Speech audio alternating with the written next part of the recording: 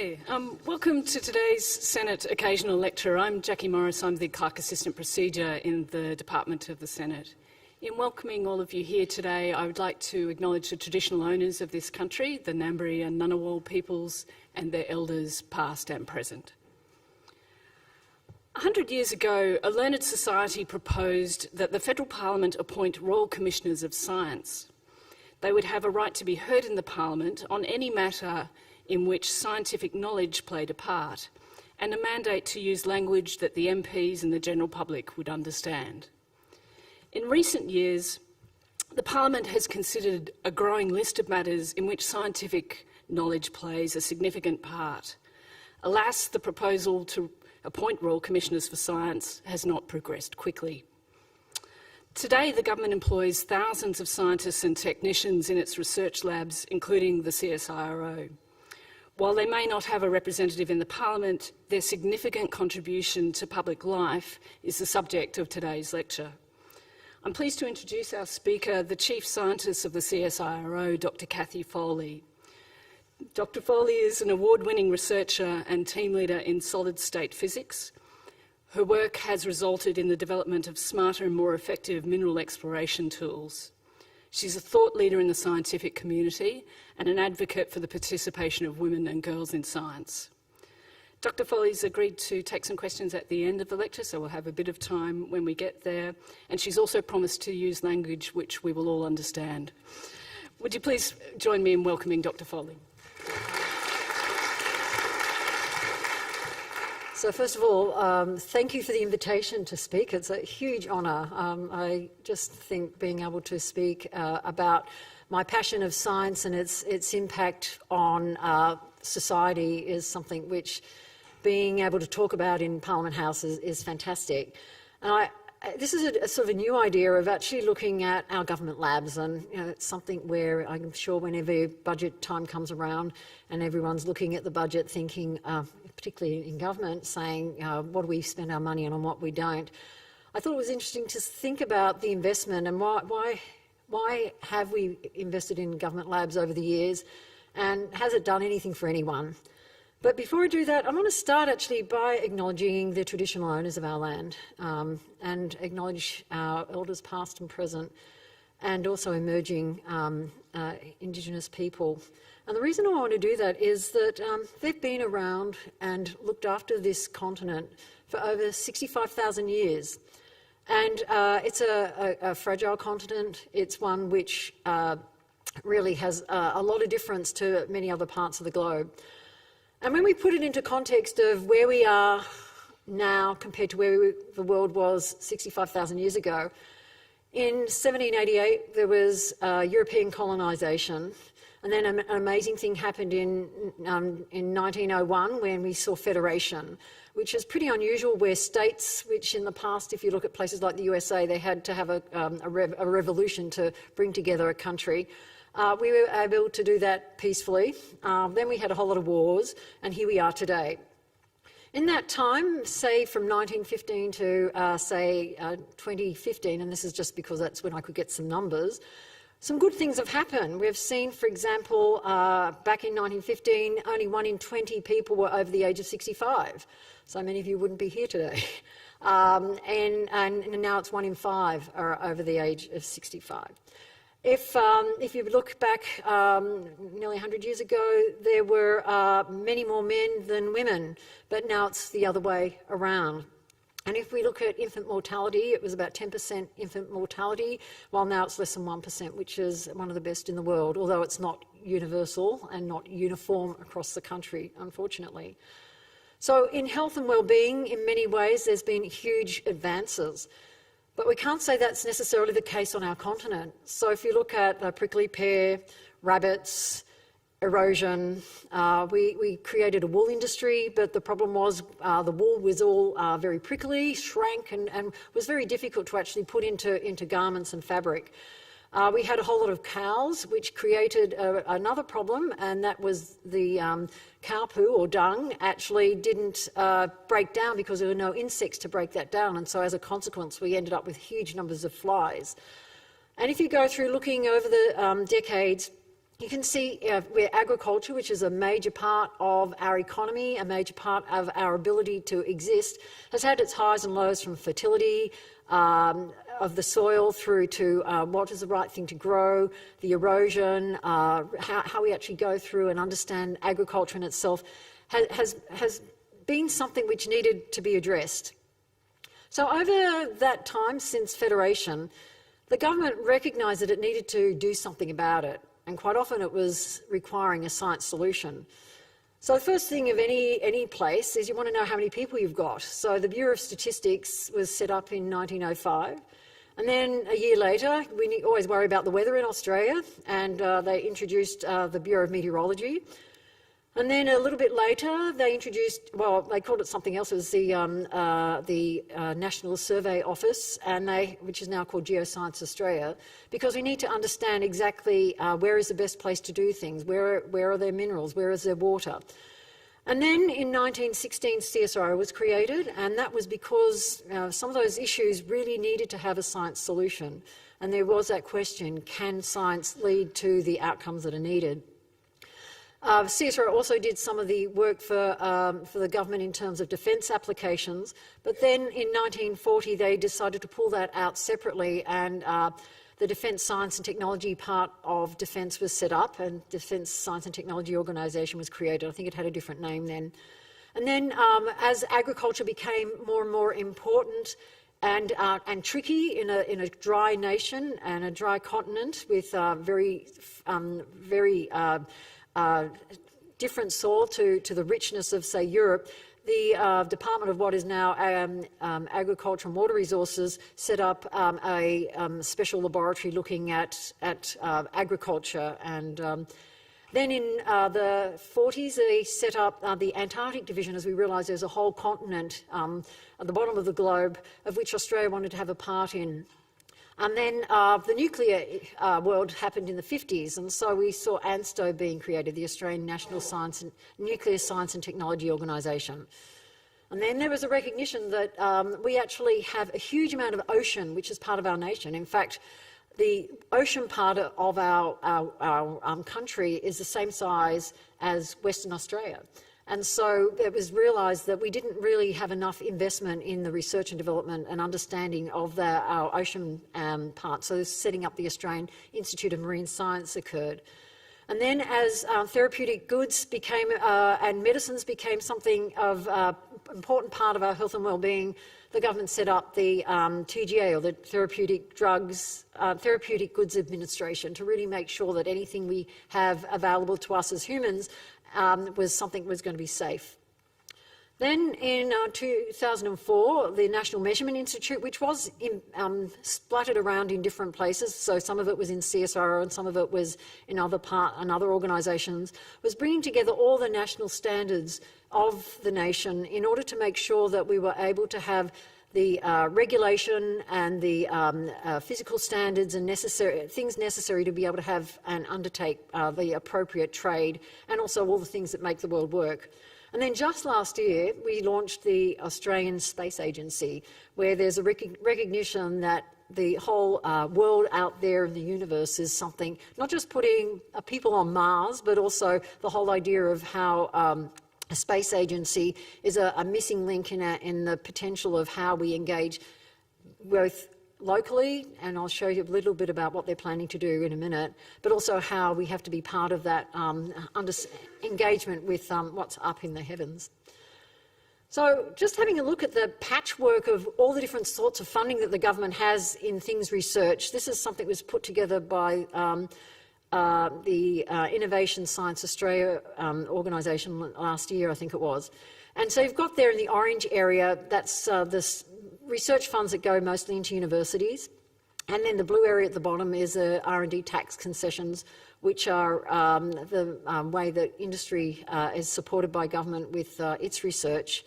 And then you've got down at the bottom here, the directed research and R&D research investment in funding special areas. So, for example, the ARENA research funding, which looks at funding others to be able to do research in new techniques for energy provision. And then you've also got the Research and Development Corporation funds, which are funds that come from sort of a tax that's taken on a particular area, whether it's grains or other areas. But in the middle there's this, the publicly funded research agencies, which I've gone through most of them just previously. And this is a group which in the past we don't normally see as a collective of capability. And that's what I wanted to just have a quick look at. So the government puts about $2 billion worth of appropriation into those government labs, and they augment this by a range of what we call revenue, whether it might be some of the funds that come from competitive grants such as from ARENA, or it also might be from engagement with industry and end users. So that's, so that funding is heavily leveraged. It actually employs 20,000 people, which means that there's a whole career pathway which has just been ignored, because it's not often we say do a degree in science, and people think often as a university is the only pathway to being a researcher. And yet there's this huge cohort of people there who have often committed their lives to working in organisations to do research for public good. They actually do just under 5% of the research that is published in journal papers, and the research quality is way above average. So if you say that a measure of research excellence is the citations, so that's how often papers are written and referred to by other researchers. And the world, they've gone through and done a normalisation of 1 is the world average. So Australians' average, using all the research, is about 1.4. But the government labs actually have 1.5, so we're actually doing research on average better than, say, universities. We are the holder of the largest number of patents, so we actually invent things that then translate into being used for commercial purposes. And it's always done in collaboration, or mostly done in collaboration with others, so that over 90% of the work is done by working with other people. And looking at quality, if we say that 1% of the research is in the top 1% then of quality, the research that is done by government agencies, 2.5% of that is in that top 1%, which means that they're kicking above or hitting above their weight. And the same with the top 10%, if we look at the next tier, it's nearly 20%. So it's showing that we do excellent research. So I want to just have a look at a couple of the organisations and just give you an idea of where they touch your life every day. So the National Measurement Institute is, of probably all of them, the one that touches your life in every moment, from making sure that when you hear what time it's midday and you listen to the beeps on the ABC telling you the time, it's at the hour, those beeps come from the NMI up at Linfield. So they run the time and frequency standards. When you buy a kilogram of tomatoes or you go and weigh yourself, making sure that your weight is correct is dependent on the whole way of making sure that anything you buy which has got a measurement to it has actually been linked in to all the way down to what you're seeing there, which is the kilogram standard. That's a lump of platinum which resides up in our site at the NMI site at Linfield, and it actually goes on holidays to Paris to be compared with the other lumps of platinum. And there's been a problem. The lumps have been growing in weight over the years because they oxidise and gather a bit of oxygen out and mix in, and so it gets a little bit lighter. And you're talking about measuring it to decimal points way out. So last month, something very exciting happened, and that was they changed it's the only physical standard. And up until then, they had actually been looking at can we, instead of having our standard dependent on a lump of metal, can we actually do it where it's based on a physical constant? Because then we can make sure that it always goes back to something which doesn't change. So some work was done within Australia over many years, and what you're looking at there is the most perfect ball in the world. And that's a ball of silicon, and going back to your chemistry days, the Avogadro's number is sort of a standard chemical number that says how many atoms are in a certain container, what they call a mole. And it's used as a way of just being able to identify lumps of and compare lumps of amounts of materials. So they've been able to use that silicon ball and go back and say that the kilogram is now linked to what's called Planck's constant. And so that means that we no longer have to worry about the kilogram and our weight slowly going up, that we can actually now have a a standard in weight that goes all the way back to a constant which doesn't change. So the NMI actually has a huge influence on you. So when you buy your petrol, that you make sure that regardless of the weather and the temperature, you still get your litre per whatever it is, $1.50 a litre or whatever, through to making sure that when you get your blood tests done, that they actually are correct, because they go through making sure that they accredit the way that's done. Very important part.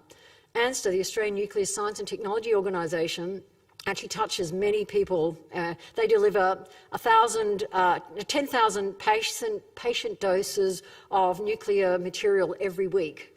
And 1 in 2 Australians are going to be benefiting from nuclear medicine sometime in their lifetime. As well as the research, fundamental research they do in understanding materials through having the engagement of materials with neutrons, as well as engaging with industry, particularly understanding things relating to the structure of, for example, hardware that's used for building bridges and locomotives and things like that. AIMS, the Australian Institute of Marine Science, is really top of mind at the moment, because they've been really focusing on how can we save the Great Barrier Reef. And this is just taken from their website last night, which is just going through looking at all the sorts of things that they work on, so that we actually are able to make sure that the oceans around the nation have that ability to provide the marine life we eat, the fisheries, plus also being able to make sure that the environment is right. And especially with the threat of the Great Barrier Reef and the impact of whether it's global warming and the temperature rising, whether it's runoff from land, or whether it's other things that are happening in the oceans, are still not fully understood.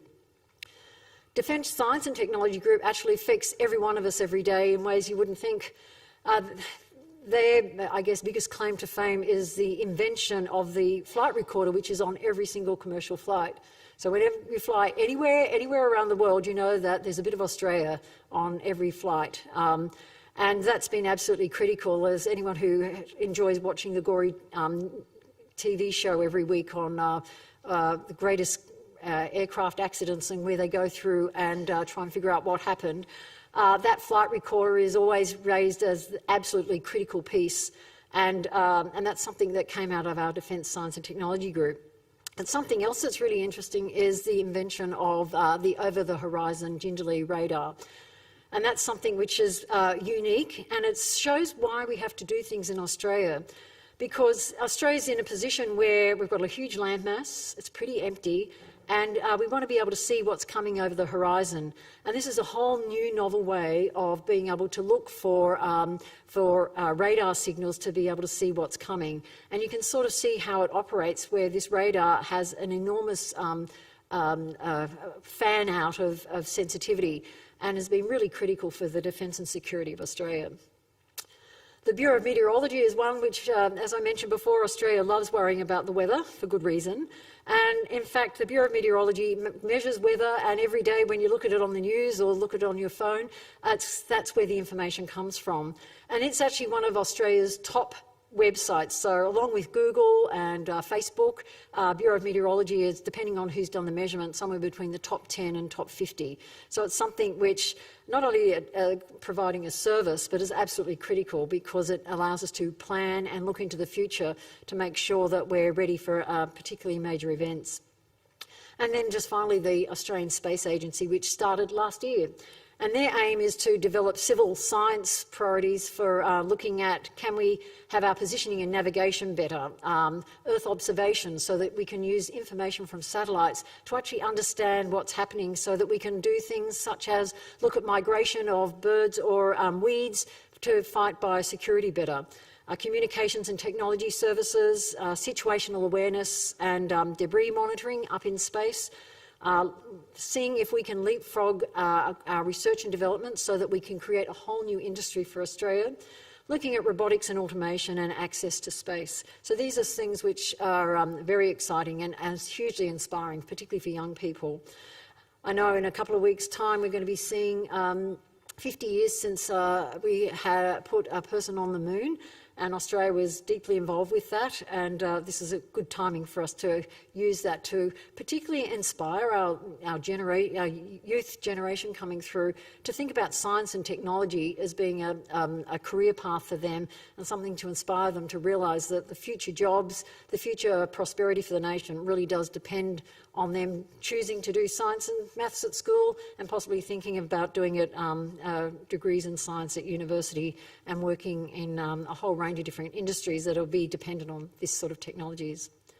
So I actually think that government labs are hidden gems.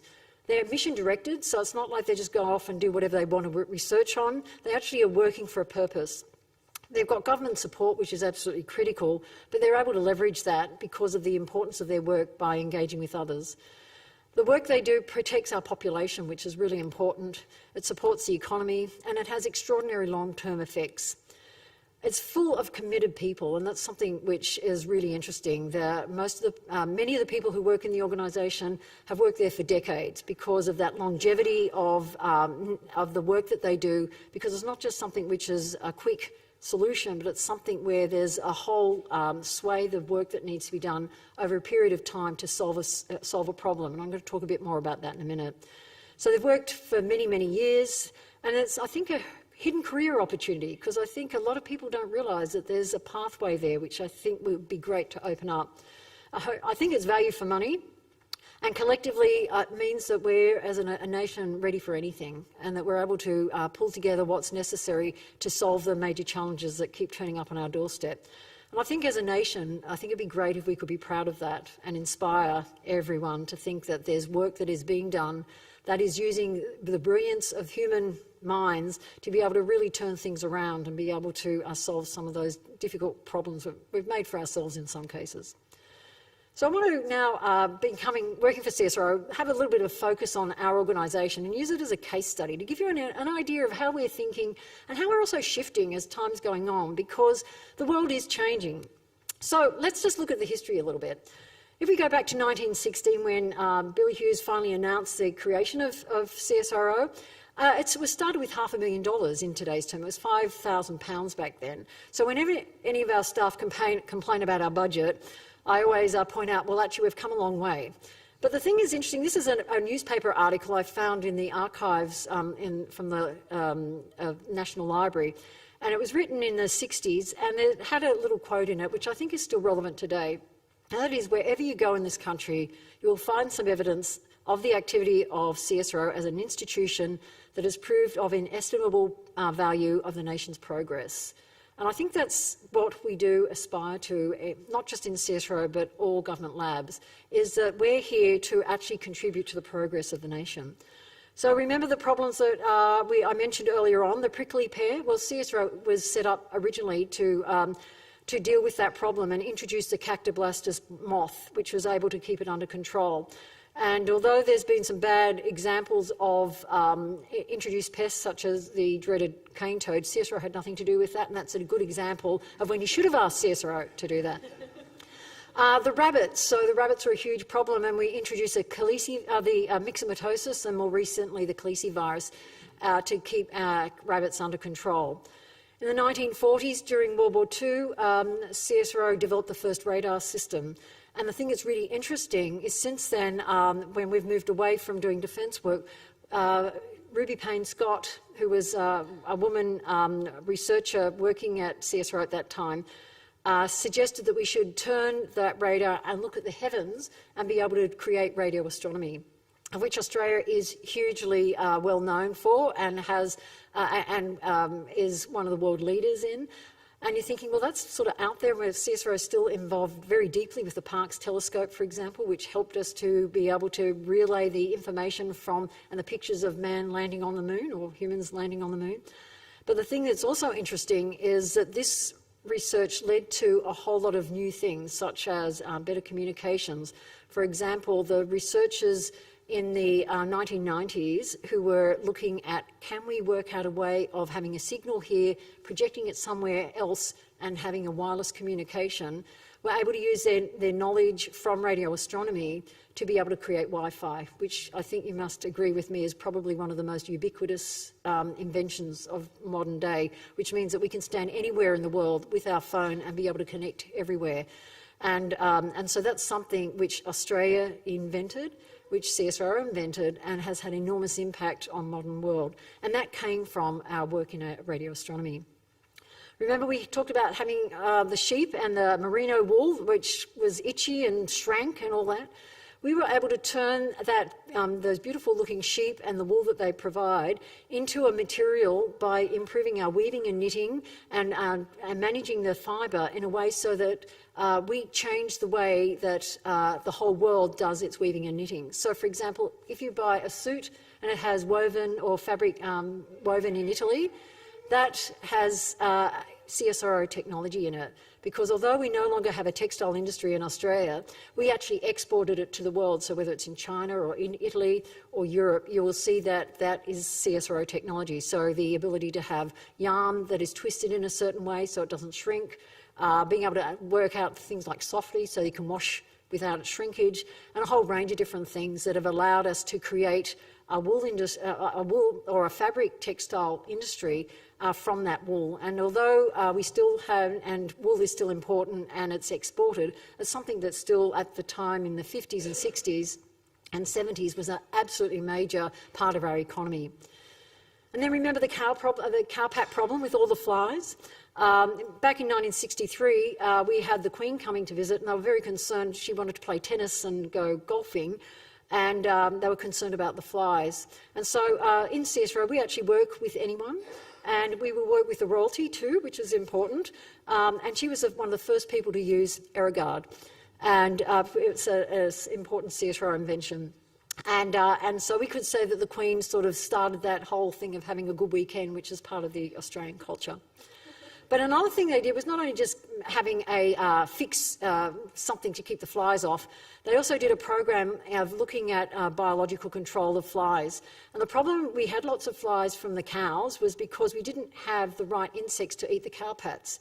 So there's been a very long period of research for over many decades of looking at the dung beetle. And in fact, we still have a lab in Montpellier in France where this is a major focus of introducing the dung beetle. So you might notice we don't have as many flies now, and that's because of the introduction of them. And that has to be a very delicate balance because we don't want to introduce another cane toad.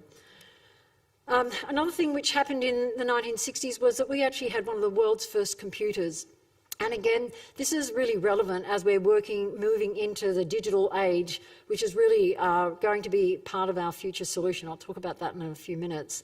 But Australia had, that's this CSIRO, which you can go and see in Melbourne Museum down in Victoria. And the reason that was introduced was to try and understand, with all that radio astronomy data, they're gathering huge amounts of data and they needed to have some way of being able to manage it. And so, again, radio astronomy is leading the way in getting, from a scientific perspective, using that as a case study to be, or a use case, to be able to work out what is the best way to be able to create an instrument, in this case a computer, to be able to manage this data. And so from there we've gone on, and although we're not known in Australia for creating computers, and that was done overseas, it's still part of our ability to use them and to be able to see into the future of what's necessary. So CSIRO's made huge contributions to so many things which have just become everyday in our world. But the thing is that it's not as though we've solved all the problems. Today, as problems, they seem to be happening and things seem to be changing really, really fast. And I want to challenge that. I think since we've had colonisation in Australia, we've actually seen things continually moving fast, and that part of the problem is to be able to do that change in a way that is sustainable. So I want to question, though, the whole concept of doing things fast, because as in modern world, say since 1900, which is, I guess, relatively modern, we've actually seen things being adopted and changing the world really quickly. So this is New York, Fifth Avenue in 1900, and you can see it's mostly horses and carts, and I've circled one car. So that's something where there's huge interest. You can see at least they've worked out which side of the road to go on and all that. 13 years later, this is the same road, and you can see suddenly in 13 years, it's all cars. There's actually one horse and cart there. Phenomenal change. And the thing that's really interesting is that you will see rapid change happen when you have not just the right technology, but you also have to have the business model that works so that people will adopt it. And so in this case, it's the Ford Motor Car Company being able to work out how to create the high throughput of manufacturing and, the production line approach to manufacturing, and also having it so that it's done cheaply so that anybody could afford to buy a car. So it's that whole mentality. And we've seen that happening with things like Amazon, with their business model for buying books over the internet. They actually sell the books at cost. What they make their money by investing them. When you pay your bill, they don't pay their bills for 30 days. They invest their money and they make their money by investment, not by actually selling books. It's probably changed since then, but that was their original one. With iTunes, again, that's about to change, but people will buy things by downloading it on the internet. Even though the quality of the music is poor, it's convenience and it's a new model based on technology. What's going to happen in the future with driverless cars? Who knows? But that's we still have to change 700 laws before we can actually have driverless cars and work out. But there's huge issues then when we start thinking about things such as cultural things. For example, just say we're in a situation where a driverless car has to make a decision. Do I run over granny or do I run over a child? And it depends on what culture. If you go from a Western culture, we'll say kill the granny, and keep the child. While in Eastern cultures, it's kill the child and keep the granny. So it's one of these things where some of these autonomous systems have got really deep questions which we as a community need to be engaged with. So one of the things that's most important for organisations like CSIRO is that for us to progress our research, we have to be deeply involved with social science, we have to be deeply involved with the ethics, and we have to be deeply involved with society to make sure that you get to choose the way we introduce the technologies. And this is still happening now. So this is in 2005, that's people going and seeing the Pope. And you can see they're sort of looking towards the Pope. And a few years later, this is people in the same room seeing the Pope again. And the thing that now you may not, but we experience life through our mobile phones now. So that it's almost like that already an augmentation where most people don't remember a phone number anymore. They actually rely on their phone. And so this is, again, another example of technologies that have come over and the whole thing from whether it's Facebook and that is now having some unintended consequences, such as the whole business of the things where people are questioning whether Brexit and the 2016 election was influenced by inappropriate use of, you could call it inappropriate, depends on where you stand, use of advertising on Facebook, which is being used in databases that are able to identify people's preferences and therefore be able to feed information specifically designed to influence you one way or another. These are the sorts of things where science and technology runs into us as humans, and we as a society, I think, need to do better at working out what we accept and what we won't. And that's also probably a role for government to make a decision on when do they have to step in and put rules and regulations in place. So we've got all these problems, or all these things happening, and information and knowledge is growing too. So this is Bucky's or Buckminster Fullerene's a knowledge curve of saying that we're getting a doubling of every year of knowledge. So we're getting to a point now where we've got so much knowledge, we don't even know how to deal with it. It's a bit like, how many people are able to read the whole newspaper every day or read all the books you want to read, because there's just so much there. So why is it that we've got all this knowledge, yet we're not able to deal with it? Well, the first thing is scientific knowledge is growing, and you can sort of see it's exponential. That's looking at a graph showing the increase in the number of articles over time, and you can see it's whizzing up. And then not every article has a new idea, so the increase in the number of new ideas is also increasing. The number of patents, which are new inventions, are also going up at a great rate.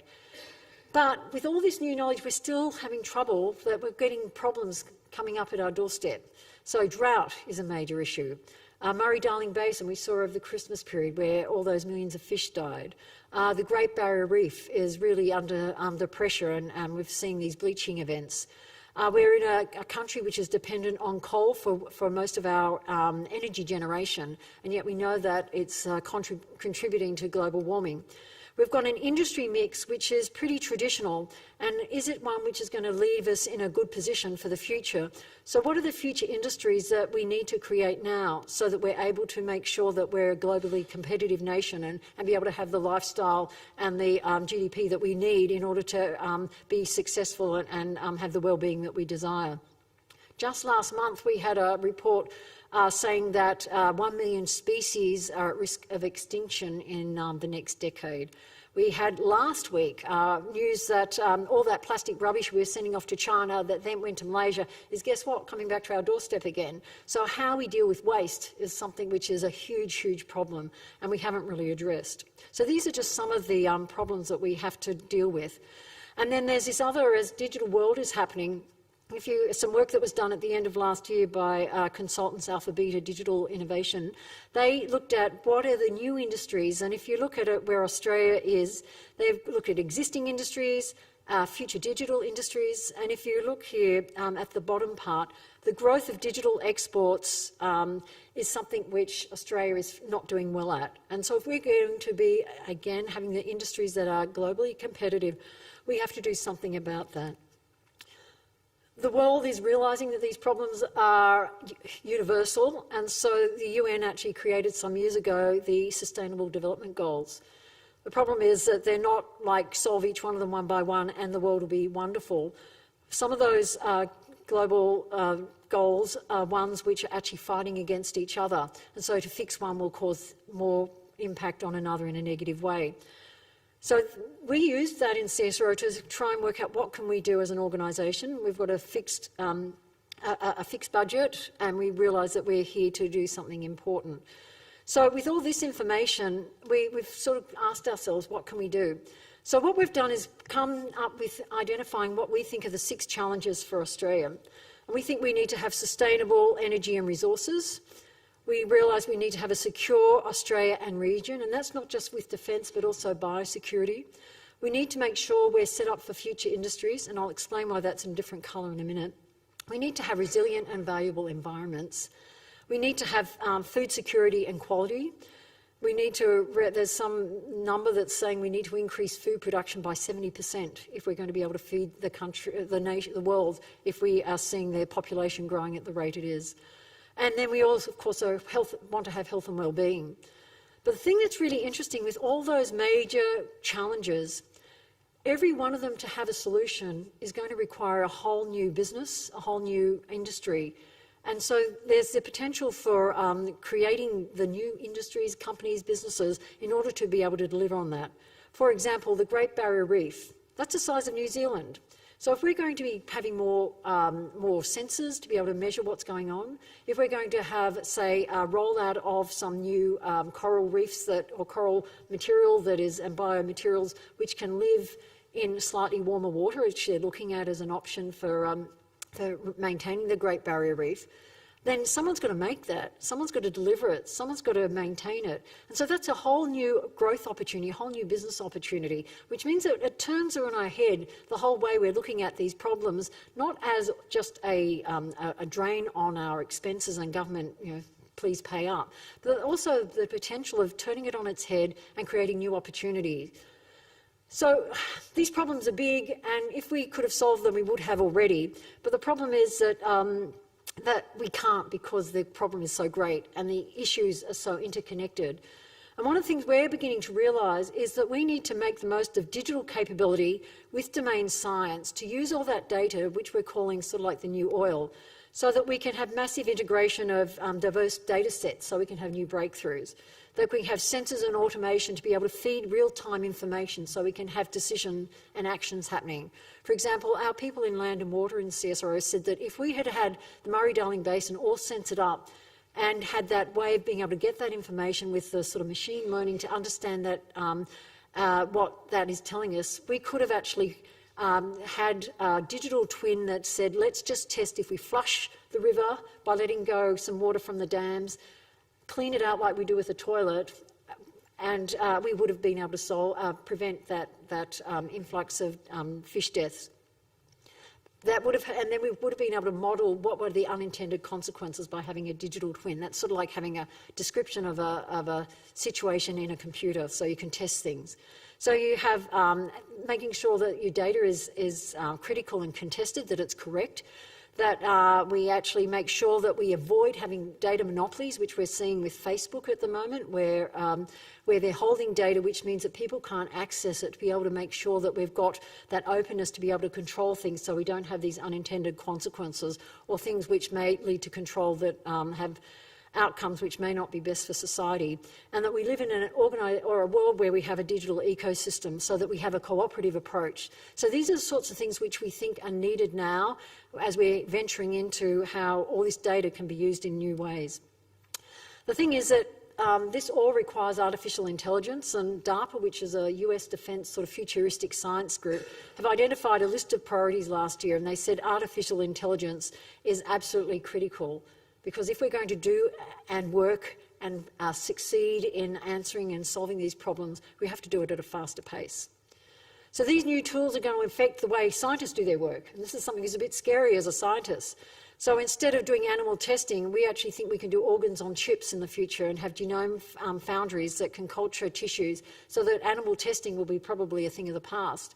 Instead of going into the lab and doing chemical experiments, we'll be able to do chemical experiments in computers, so it will improve the health and well-being of our staff, because chemical experiments are actually quite dangerous, as well as being a lot cheaper. We'll be able to get visualisation of data sets in ways which allows us to have data engaging with our brains in ways that we can see information in different ways. We'll be able to have all those sensors in the field, so instead of people going out and doing field tests every 6 months, then taking 18 months to analyse the data, and then by the time they've got the information, it's out of date, we'll be able to do that in real time and hopefully get to a point where we have that real-time solution. But to do that also requires incredible computing power.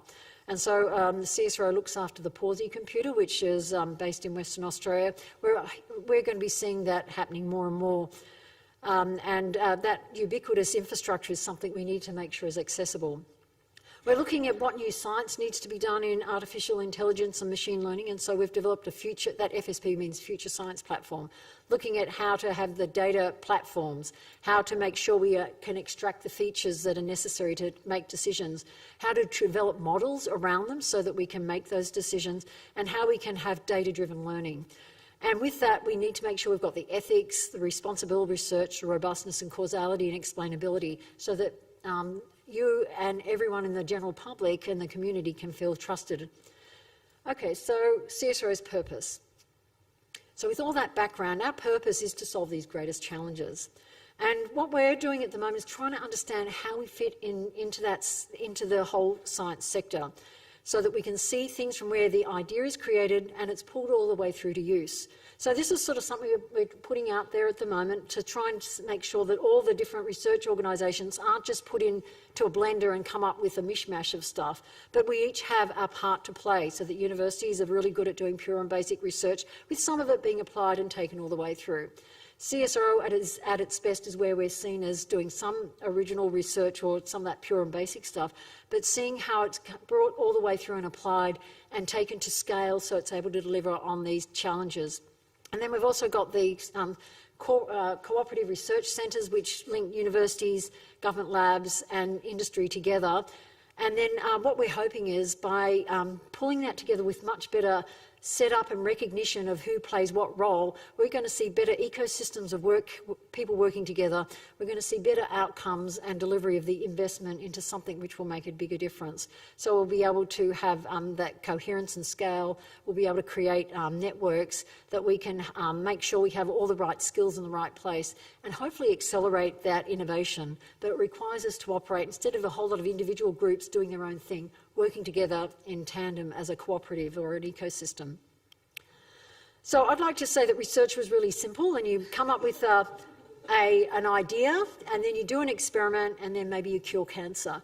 But this is actually the genealogy which Bob Frater, who was one of our very senior people in CSIRO some years ago, he's in his 80s now and a very dear person to CSIRO, he actually put this together, trying to track the history or genealogy of the invention of Wi-Fi, to just get across the idea that it's really complex, so that it really requires us to think deeply about how we invest our energies, because it's not as though it's easy to predict which way to go. Those white boxes are the training of the people, and then there's different things along the way where there's pulling information from different places and finally coming up with Wi-Fi.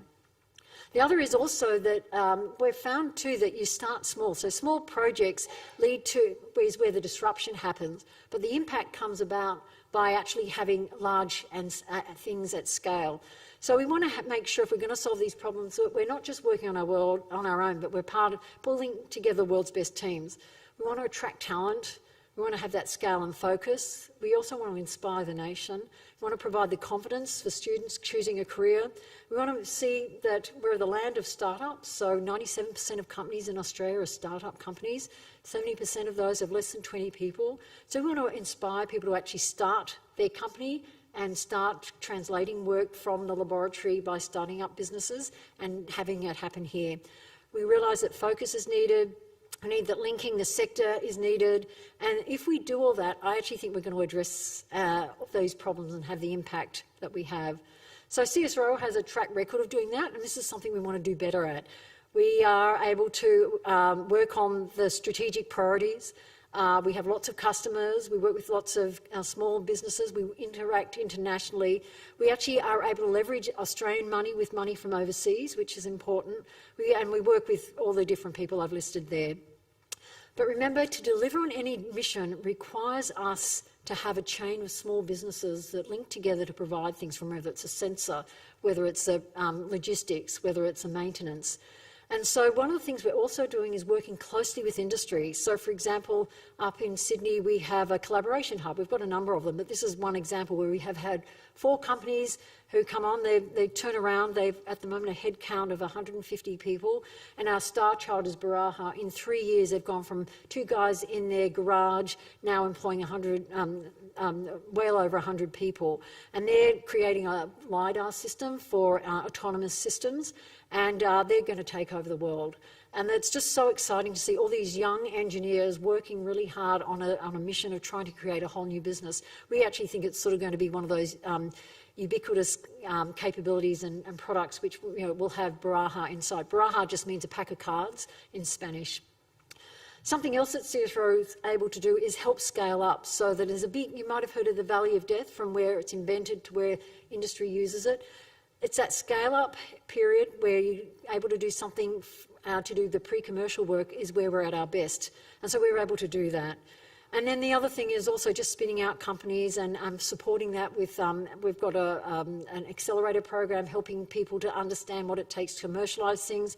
We also have our main sequence ventures through the government investment in the NISA program, looking at the innovation program from 2016, which has started up a venture capital company that allows us to invest. So I'm just going to finish off with an example.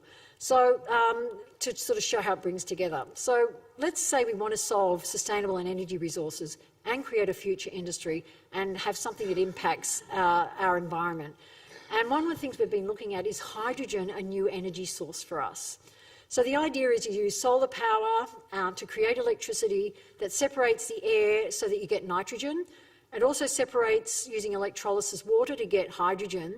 You bump that together to create ammonia, and that can be shipped around as a way of exporting, so replacing things like fossil fuels with something like hydrogen. So it'll become a whole new export industry for us. The problem with that is if you're going to use hydrogen as a fuel, how do you actually separate it out?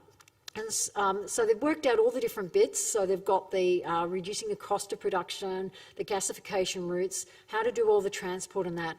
But there was one thing missing, and that was how do you take the ammonia to create the hydrogen?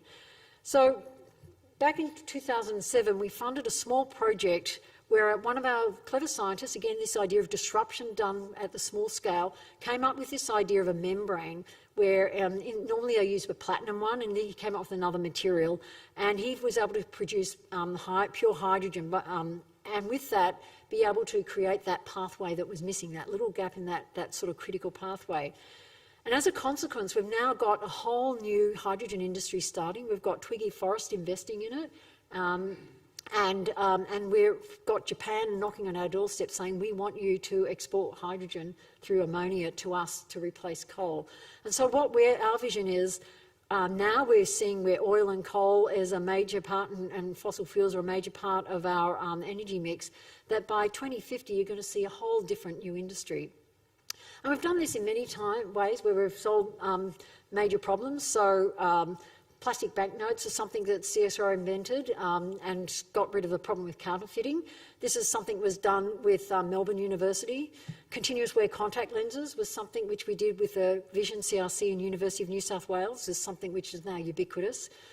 We've developed through the grains and then food production of new, in this case, barley max, which is a fabulous barley, which when it's made into a food product allows you to reduce your cholesterol, reduce your weight, have better gut health, and reduce your chance of obesity and also high blood pressure and heart attacks. So we should all be eating that for breakfast. It tastes great.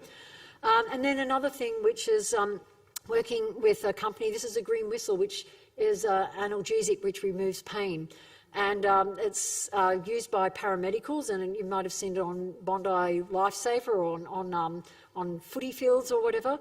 And we helped this company, we helped them develop it to begin with, and then they had the Australian market, $3 million company, and then they came to us and said, we want to export to the world, but we can't make the chemistry scale. So we actually invested with them to work out a new technique and worked out a whole new process, chemical process.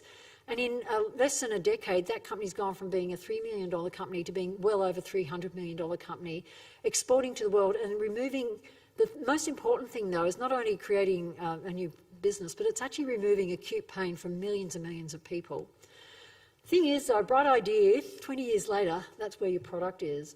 And it's one of the things we're trying to look at is, can we accelerate that cycle? There's this thing called the Gartner hype curve, where you start with a great idea, you might see here, innovation trigger, and then everyone's really, really excited, and you get a peak of excitement, and then realisation, oh, it's not going to deliver what we thought it was, a trough of disillusionment, and then eventually, if you hang in there through that valley of death, you get to a point where you get something which becomes ubiquitous. We want to see, can we squash that down, because that's usually a 2030 life cycle.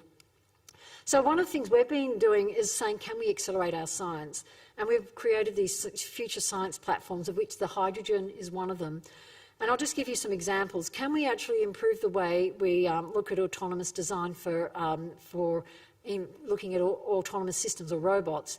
And one of the things we're looking at is creating autonomous systems so that they can move humans out of the things that are either repetitive or dangerous. And an example is developing a robotic skin so that it's, you're able to have robots go into, for example, a fire or a dangerous place and be able to remove humans. So that's something where we've now got a whole new material, which is also being used as an early offshoot as a fabric for people going into the ocean, for skins or whatever they call it. But also looking at a whole new way of designing robots, from the materials to the components to robots. And we're actually leading the world in that robotic development. Water technology is absolutely critical. So we're getting to a point where we've got membranes, and no, is not a condom, that is a filter that's being made with graphene. And that's allowing us to not only have the ability to take Sydney Harbour water, which is that young research has done, and be able to drink it by passing it through this filter. We've also developed it so it doesn't get biofouling. So suddenly we're going to be able to have water filtration in a way which has just never been done before.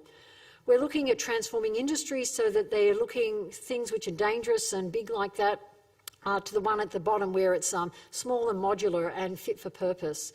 And then for things like the coral reef, is one where looking at all the sensors and the whole idea of introducing a whole new way of looking at solving problems. So just to finish off, I want to finish with a personal reflection. So when I talked about people who worked in government labs, I'm one of them. I've worked in the organisation for 34 and a half years. And during that time, I've had 19 different roles.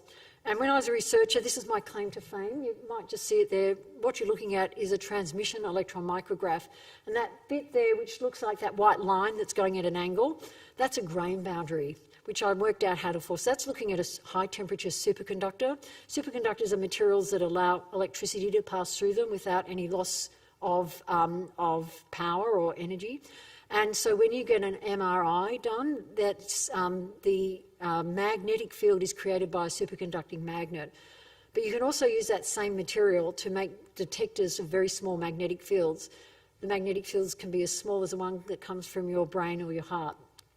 And so when this new material was discovered 30 years ago, that's what I worked on. And with that, I was able to make a magnetic field detector that is able to detect these small magnetic fields. And with that, I was able to use it for mineral exploration as one application. It's used for others, but this one's the one I'll talk about now. And with that, that's been commercialised, and that has been used to discover nickel sulphide deposits and silver deposits in Australia worth over $6 billion. In fact, I think we're up to about $20 billion worth of mineral deposits have been uncovered by my grain boundary. That single grain boundary. Just by the way, that grain boundary is about a nanometre, and your fingernails will grow about a nanometre in the next minute or two. So just to give you an idea of how small that is. So that's sort of what I've done in CSIRO in some of the things. But when I was in 1975, when I finished high school, I actually had this idea that, because I came from a Catholic background, and the idea of engaging with people of need was something I was interested in. And I worked in Bourke with the Aboriginal people there.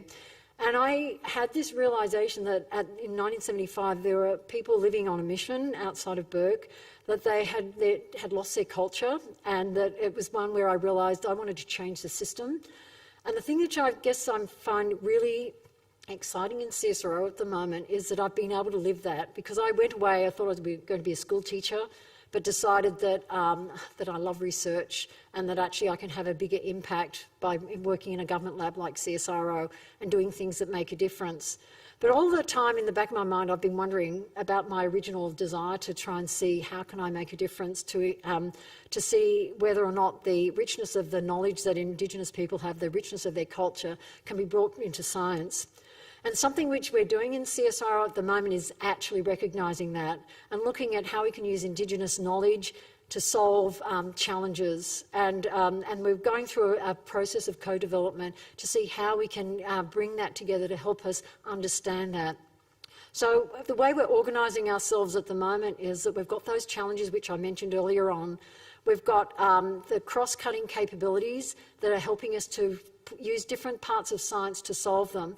But we're also looking at how we can use Indigenous know-how to be able to inform us on some of the things. And I guess most recently, the realisation of this is happening universally. With that press release of 1 million species at risk of extinction, the report from the Intergovernmental Science Policy Platform on Diversity and Ecosystem Services put in that press release that, it's probably too small to read, at circle bit, but it said for the first time ever there's a realisation of the role of Indigenous knowledge. And that's something which I sort of feel like it's full circle of how we need to be making sure that when we're looking at solving these problems, that we're using the full human potential, and that's including our Indigenous people. And that's also not just in looking at the work on environment, but also things where there's bush medicine, and this is a beautiful artwork that sort of embraces that beautifully. So this is a nice picture which is looking, one of my colleagues put together. That's a whole lot of people working in CSIRO and looking into the future. And I hope today you'll take away the idea that government labs are hidden gems. They've got people who have lifelong commitments, really working on trying to have mission-directed research that solves the greatest challenges. They're each playing a role that is supporting the nation, and their results of their work touches every aspect of your life every day. And I think the impact on Australia is immeasurable. And I hope that you'll take that away and think about that so that you can encourage people to be inspired by the work that is being done, but also maybe encourage people to think about that as a career path as well. So thank you.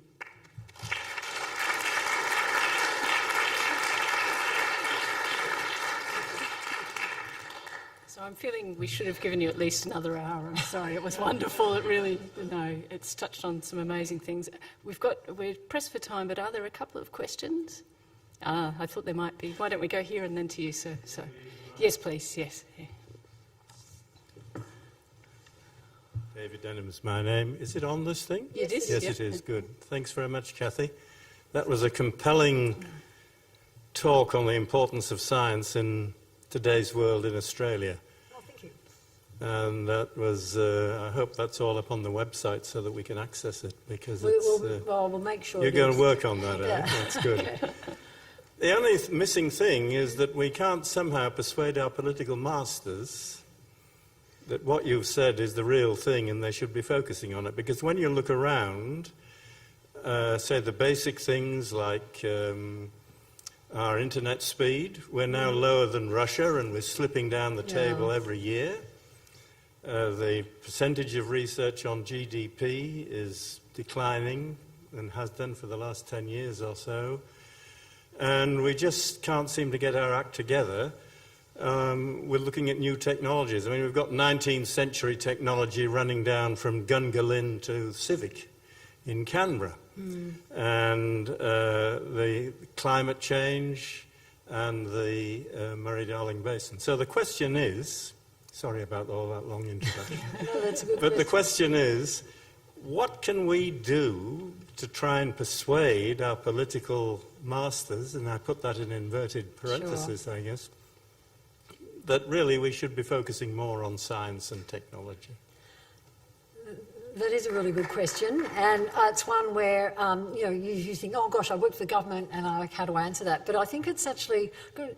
I think the science sector has to get its act together a bit better, and that's why this idea of you might remember I said I actually think up till now we've been putting all the components of our science sector into the blender and hopefully come up with a blancmange, and as a consequence, I think no one really understands who does what, and so and there's all this money going in, and it's not really clear where the return on investment is. So I think one of the things we need to do, first of all, with the sector, is to understand who does what, and not everybody is expected to do the same role, and that everyone has their place. I think if we do that, we'll start to see a lot of, first of all, improvements on making sure that things happen and that what is started is finished and has measurable impact. So that's one thing which I think the sector needs to do, so that instead of fighting amongst ourselves over the crumbs of research funding and putting our hand out saying, we're smart, give us money, we will solve your problems, and then saying, well, where are the solutions? We're not seeing them. I think we need to be better at that. So that's the first thing. But then the other is also, I think we're at a really interesting time where I think that we're seeing, after the last election, a willingness to have a bit more bipartisan approach to things. I might be wrong, I might be optimistic here, but I think if we're able to show that the pathways, in terms of it not being just a small, and this is something which I think in Australia we've done, is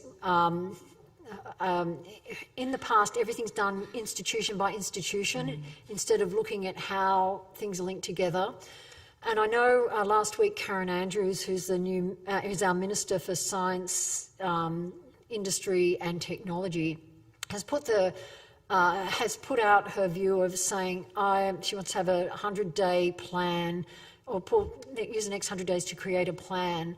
And I think what she's asking for is input on how things all fit together instead of having all these little siloed things. I think if we were able to show how everything is knitted together, almost like, and I use the idea of a patchwork quilt, so you show how things are stitched together. And I'll give a really simple example. Industry PhDs have come up as an example of saying this is great, where students go and do a graduate degree in science, but they do it in collaboration with an industry partner so they can see a different pathway. And if you look around the country, there's all these industry PhDs popping up all over the place, but they're not coordinated. So she's put the challenge to the community to say, come up with a proposal and bringing it all together. But to do that, you need to also have it as not just a standalone, but it needs to be linked into the pipeline of students wanting to, Australian students wanting to come and do PhDs, because to be frank, the majority of PhD students in Australia are overseas students. And so if we're trying to train people to boost the quality of our industry, to improve the people who then go on and with that higher education to be able to help grow the wealth of intellect and approach then we need to be bringing people through. So it's the idea of knitting things together. I think that's the only way we're going to do it. I think demanding, follow this, believe me, I'm a scientist, I know what's best, No one even believes that. I mean, we're seeing that the last election has shown that even society is not willing to take that on board. So I think it's a responsibility for us to actually show how it knits together as a community and put that forward, and I think that's when we're going to see the outcome. So a final question to do. Yes, sir. Yeah. Thank you for that talk, Dr. Foley. It was most informative and instructive. I think I can help with an answer to the last question that has just been asked.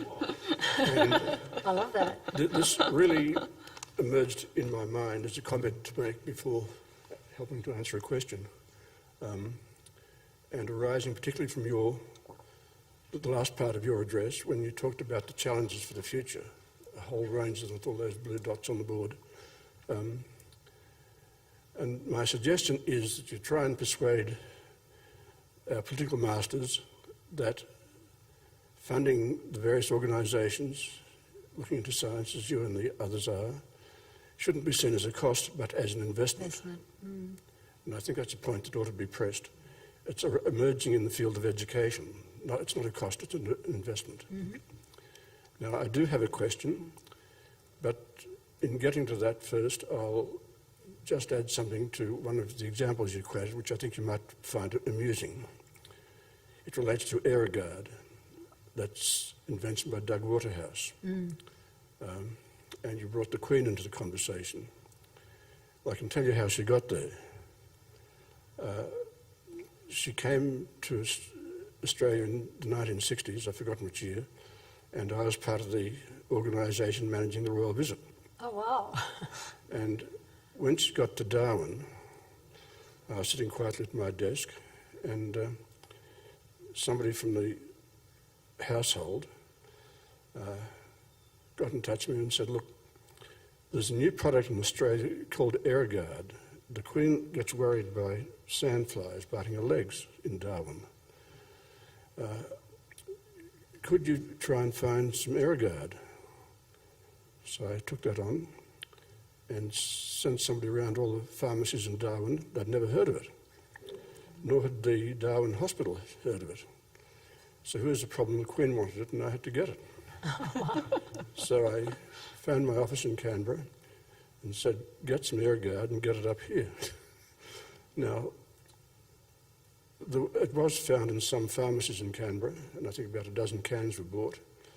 But then there's a logistical problem with getting it up, which involved a lot of aircraft. I won't go into the details of that because it's a little bit something I shouldn't go into, but we got it there. It's a statute of limitations. And when she used it, she didn't like the smell of it. It does smell pretty awful. I believe in her next visit to Darwin, the question was asked, would she like some AeroGuard? And not this time, thank you. But it is great stuff, isn't it? It is, yeah. Now, I'll get to my question. It's something that's bothered me for a long time. You have listed in your talk a whole range of major processes and products that have evolved from CSIRO research. And there's a lot more to the list than you've mentioned today. Now, I have had an impression over time, rightly or wrongly, that the intellectual property in those developments has not really been safeguarded enough. And that other organisations or manufacturers from overseas get a patent, and then we in Australia are paying royalties to somebody else for something that was really our own. So my question is, as these new developments or findings occur, is the CSIRO and other government organisations really nailing down intellectual property? And similarly, this is getting beyond the government agencies, but are the universities and other research institutions really onto that? It's a good question. So I think probably in the past, probably not. But it's something where I think CSIRO is actually quite sophisticated in the way it manages intellectual property now. So it's always a balance because, say if you patent something, it's only a 20-year period that you've got to commercialise it and get a return on that investment. So you've got to pick and choose. It's quite expensive to patent something over its lifetime. And so we actually have quite the highest number of invention disclosures in the country. It's every year, and then a number of those turn into actual patent applications. And some of them go through from being provisional for the first year and then to a full one. You sort of have different, I guess, fall off as you go along because you only want to invest in the patenting of the most useful ones. And I think CSIRO is now very sophisticated in the way it does its patenting. It's probably leading in the country in many ways because we've had to also fight for our patents. So, for example, the wireless LAN patent was one where CSIRO made the decision to fight people who were using the intellectual property without paying royalties. And so it returned some hundreds of millions of dollars back to Australia, which was then folded back into research into the country. And so we've got a track record of actually standing up to people who are using our intellectual property.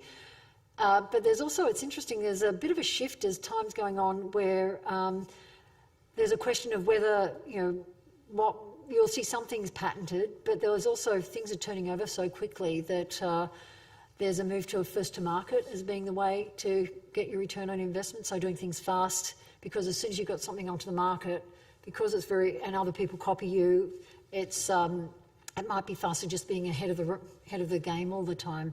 So there's some variations in the way of managing intellectual property that's happening as things are speeding up, and also things are becoming more digital, and the turnover of technologies is happening at a faster rate. But overall, I think on average we're doing all right. Universities, I think, are very keen on patenting, but an awful lot of stuff is still published that probably is picked up by others, but it works the other way around as well.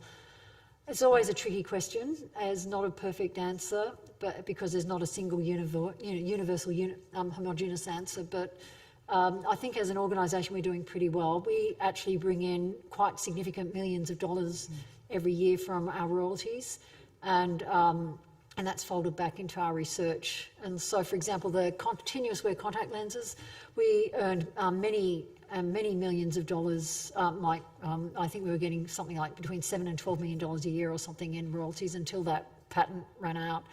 And so that was folded back into a whole lot of other research, looking at, for example, stem cell research and things like that, which are just beginning to emerge now into being new technologies. So we have definitely made money from licensing, and it's something which is a very major part of our business models. Thank you very much, because time has defeated us. I'll be sorry, very quick. long. No, not at all. No, and you could hear the interest in what you've had to say, but I just think we've really had a glimpse of the future, and it looks quite bright, I think. So thank you. Can you join me in thanking Dr. Foley?